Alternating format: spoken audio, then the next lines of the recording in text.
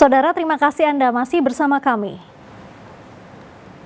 Seorang pria di Banyuwangi menganiaya tetangga yang gelar hajatan. Pelaku tidak terima halaman rumahnya jadi lahan parkir tamu korban. Aksi penganiayaan terjadi di Desa Bayu, Kecamatan Songgon, Banyuwangi. Pelaku adalah Isa Ansori dan korban bernama Satnoto. Keduanya tinggal bertetangga di desa tersebut. Warga yang saat itu sedang mengikuti tasyakuran di rumah korban tak bisa mencegah aksi penganiayaan karena insiden terjadi dengan cepat. Akibat kejadian ini, korban menderita luka parah dilarikan ke puskesmas, sedangkan pelaku akhirnya menyerahkan diri ke polisi. Hasil pemeriksaan polisi, ternyata kasus penganiayaan dipicu masalah lahan parkir. Pelaku tak terima jika halaman rumahnya dijadikan parkiran oleh tamu korban yang sedang menggelar hajatan tasyakuran. Belakangan diketahui ternyata pelaku dan korban memiliki hubungan yang tak harmonis dalam bertetangga.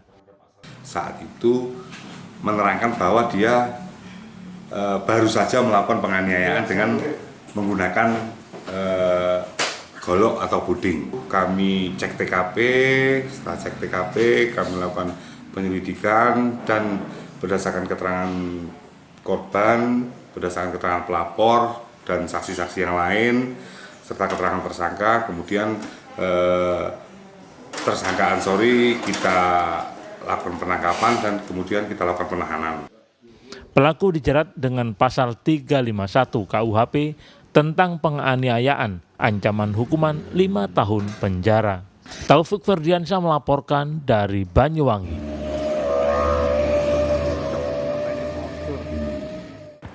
Seorang penipu ditangkap dan jadi sasaran amuk warga karena menggelapkan sejumlah kendaraan di Probolinggo.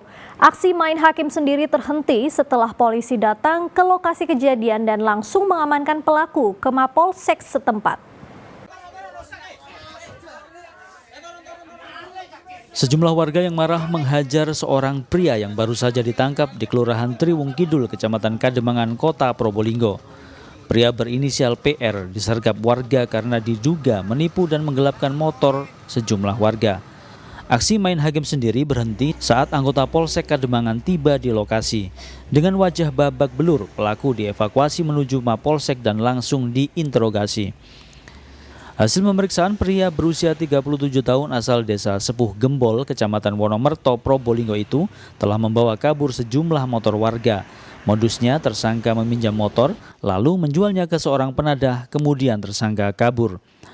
Nah, saat berkunjung ke rumah temannya, salah satu korban penipuan mengetahui pelaku hingga meringkus dan menghajarnya bersama warga lain. Bersama dengan korban dan kita untuk tarik pelaku sehingga kita bisa dapatkan pelaku di lokasi daerah Triwung Kidul dan dapat diamankan oleh warga sehingga diamankan oleh kita. Demikian. Masih dalam penyelidikan berarti ya? Dari keterangan sementara mungkin berapa kali pelaku ini melakukan hal seperti ini? Sementara kita masih pendalaman dulu, Pak. Sementara kita pendalaman, saat ini masih mengembang di beberapa TKP yang lain. Pelaku adalah seorang residivis yang pernah dipenjara dalam kasus yang sama. Polisi kini tengah mengembangkan penyelidikan untuk memburu penadah yang membeli motor hasil penggelapan. Dandi Ari Gafur melaporkan dari Probolinggo.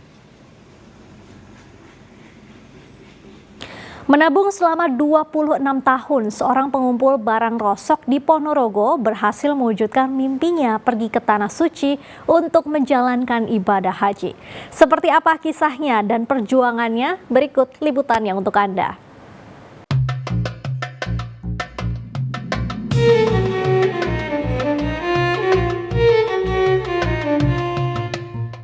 Supartono, tukang rosok yang tinggal di Kelurahan Tonatan, Kecamatan Ponorogo, Kabupaten Ponorogo, setiap hari menggunakan becak motor, berangkat mencari rosok seperti plastik, kardus, hingga botol bekas minuman.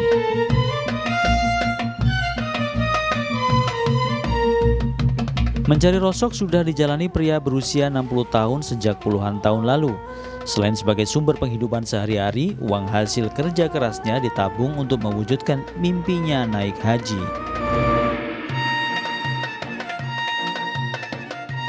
Setelah menabung selama 26 tahun, jerih payahnya berangkat ke Tanah Suci pada tahun 2024 ini akhirnya terwujud. Dirinya mulai menabung sejak tahun 1998. Uang hasil mencari rosok disisihkan 3 hingga 5.000 rupiah untuk bisa berhaji. 98 Tahun 98. nggih, ngapunten nggih.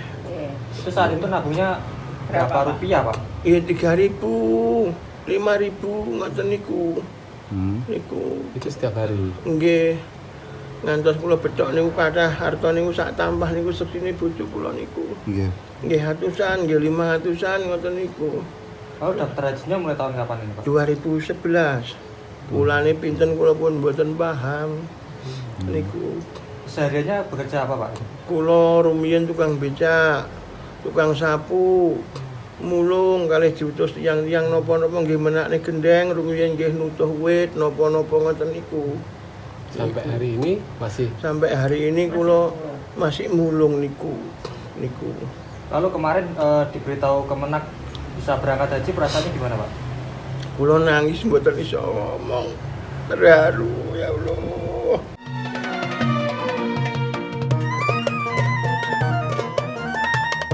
Marpungah 59 tahun istri Supartono merasa bersyukur sebab 15 Mei 2024 Supartono dan rombongan kloter 19 bisa berangkat menuju Tanah Suci.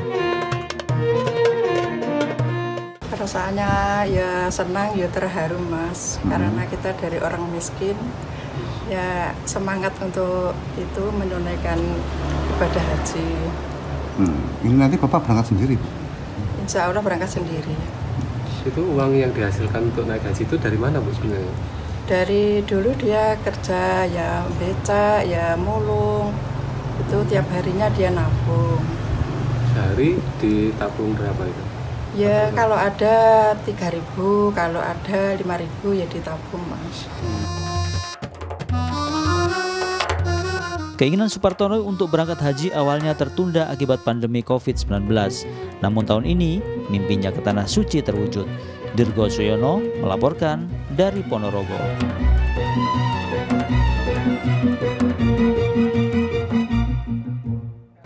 Agar sukses menjalin usaha keluarga turun-temurun dibutuhkan kesungguhan dan ketelatenan. Hal itu dibuktikan sebuah keluarga di Sidoarjo yang menekuni kerajinan gitar. Kini di era generasi ketiga, hasil usaha rumahan itu mampu menembus pasar seluruh Indonesia.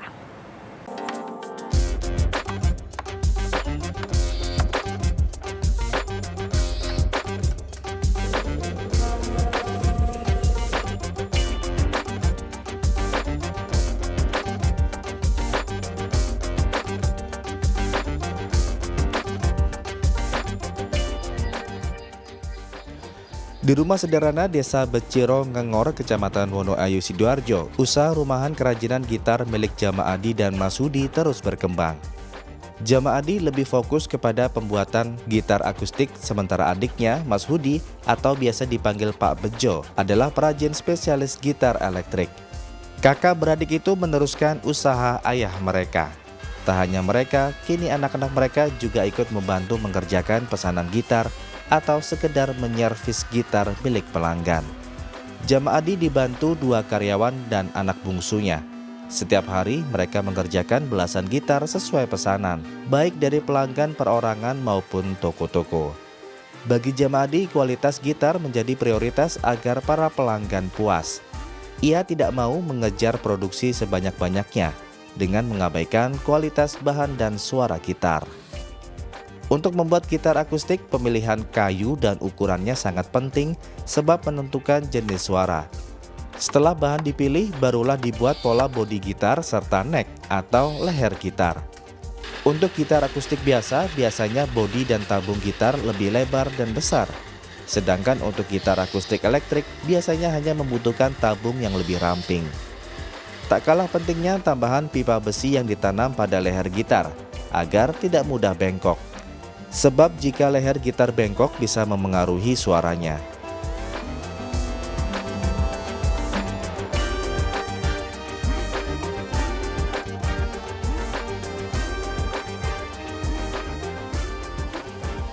Ini hanya sebagai penerus aja Pak Des. tahun 70-an itu sudah ada yang namanya di Desa Bejiro ini, yaitu Pak Suratman, bapak saya sendiri. Tahun 70-an itu sudah mulai membuat alat musik yaitu gitar. Dan saya lanjutkan, saya mulai menggeluti di bidang ini itu sejak tahun 1985-an. Lain akustik, lain pula gitar elektrik alias gitar listrik. Bagi Mas Hudi, ketelitian dan kecermatan memasang komponen gitar elektrik menjadi kunci penting untuk menghasilkan gitar yang berkualitas. Untuk membuat gitar dan menyervis gitar pelanggannya, Mas Hudi dibantu seorang anaknya. Selain membuat gitar pesanan toko, Mas Hudi juga mengerjakan pesanan pelanggan perorangan. Untuk mereka, Mas Hudi biasanya menanyakan jenis musik yang hendak dimainkan dengan gitarnya. Sebab menurutnya setiap musik memiliki karakter berbeda, sehingga komponen pembuatan gitarnya juga harus sesuai. Kalau yang permintaan pelanggan, iya, terutama poinnya itu dari permintaan pelanggan, kebutuhan mereka itu apa? Ada yang di jazz, ada yang di musik dangdut, ada yang di... Itu mereka punya karakter masing-masing. Dan kita harus pintar-pintar memilih kayu yang benar-benar pas untuk mereka. Gitu. Artinya ada yang suaranya soft, ada yang suaranya bright, ada yang itu dari pick up, dari material pendukungnya juga. Seperti itu. Kalau dijelaskan banyak sekali, Mas. Iya. Dengan kesungguhan dan ketelatenan, kini usaha yang dirintis Jamaadi dan Mas Hudi mulai menampakkan hasilnya. Gitar produksi mereka diminati pasar hingga hampir seluruh wilayah Indonesia. Kualitas serta keawetan produk gitar menyebabkan banyak toko terus memesannya. Apalagi gitar produksi kakak beradik itu juga laris. Hal itu juga diakui oleh seorang pelanggan bernama Atang Sanjaya yang sudah belasan tahun menjadi langganan. Mantan musisi band rock Salamander itu selalu puas menservis gitarnya ke tempat Mas Hudi. Kalau menurut saya sih suka karena di sini mungkin kreatif ya. Untuk kalau kita beli yang branded itu ukurannya ya tetap itu standar. Kalau yang saya inginkan kalau kita mau 3/4, mau setengah, ukuran setengah itu bisa. Selain Indonesia, gitar produksi rumahan ini juga dikirim hingga Malaysia. Untuk gitar akustik, harganya mulai dari Rp600.000 hingga jutaan rupiah, tergantung bahan dan komponen lainnya.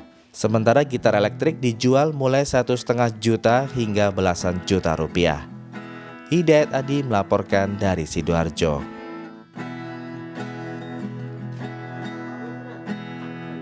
Saudara, informasi tadi sekaligus menjadi akhir perjumpaan kita dalam liputan 6 SCTV daerah Jawa Timur kali ini. Atas nama rekan kru yang bertugas, saya Anelis Pramadani pamit undur diri. Terima kasih atas perhatian Anda dan salam SCTV.